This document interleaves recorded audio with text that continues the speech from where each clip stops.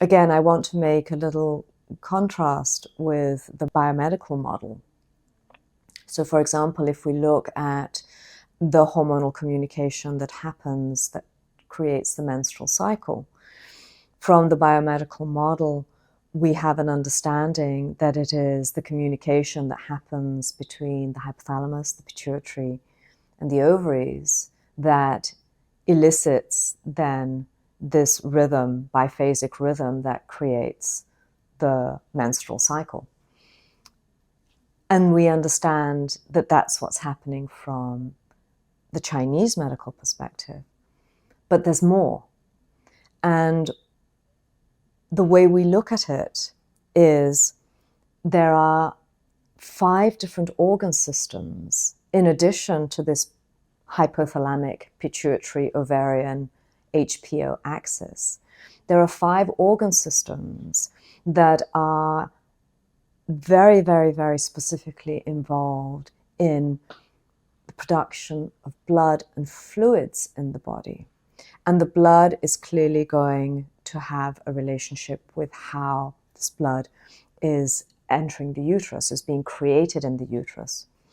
And the fluids are an important aspect because the hormonal communication, this HPO axis, is a function of fluids in Chinese medicine. So when there are 5 organ systems involved in this production, we look at specifically the function, individual functions of these organs. And then in addition to that, we are watching the interplay between these two, between 2 or 3 or even all 5 organ systems. So it's the observance of the interplay that then determines the hormonal quality, the quality of someone's hormonal life, if you will, and how a woman's hormonal cycle is very rhythmic. It's this resonance, it's these rhythms that we have. And the interplay between the organ systems is what determines that rhythm, that interplay. So the observance then becomes what's happening to these organs. Are these organs functioning in a balanced fashion? Is there a compensation from various organ functions when one organ is down? So I'll give you a very simple example.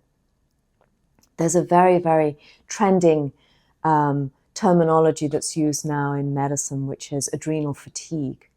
And this is basically that the adrenal system, which is the hypothalamic pituitary adrenal axis, has become overextended.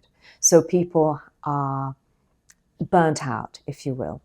So what happens when this adrenal axis is compromised? In Chinese medicine, you have and the system that comes into the rescue, if you will, is the liver. And the liver energy contracts. And this contraction of the liver energy will then start to produce symptoms. For example, PMS symptoms, irritability, anxiety, headaches, insomnia. And so when we look at this interplay, we understand that the liver is screaming very loud, it's reacting, you're getting liver-like symptoms. But the elephant in the room, the organ system that needs to be supported, are the kidneys. And so when we are observing the resonance of the body, you may have symptoms and you may have a presentation in the person's body that indicates that they have a liver pathology. But what we understand in Chinese medicine is that that liver presentation is coming because the liver energy is contracted in order to help the kidneys. And so the treatment involves supporting the kidneys at the same time as helping to soothe and support the liver. If you just treat one, you're not going to get the full, complete amelioration of symptoms. So the discernment that we do in Chinese medicine is who are the players, who is supporting who is deficient, and this is what we look at so closely when we do pulse diagnosis, but this is what we look at so closely when we do tongue diagnosis. Because you can see this interplay, and this interplay that I've just described between the liver and the kidneys is just one of multiple different interplays that happen in the formation of the hormonal rhythms of a woman's body.